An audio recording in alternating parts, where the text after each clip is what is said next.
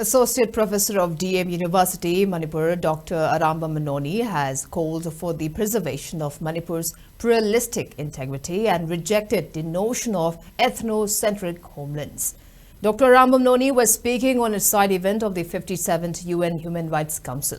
Speaking as the second panelist, Dr. Noni outlined Manipur's historical status as an erstwhile Asiatic democratic kingdom before its integration with India through the 1949 Manipur merger agreement. The state, now mired in prolonged conflict and violence, serves as a backdrop for the divisive politics currently threatening its multicultural character. He criticized the push for ethnic homelands, deeming it labeled as untenable and obsolete, as he explained Manipur's rich multicultural heritage, where over 35 communities coexist.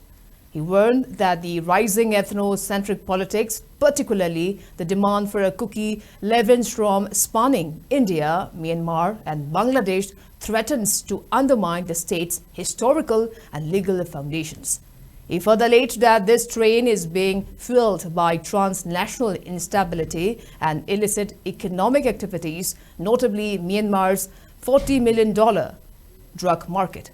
Dr. Noni, in his speech, highlighted the impact of ethnic conflict in Manipur, specifically how it has deprived valley inhabitants of access to national highways for over a year.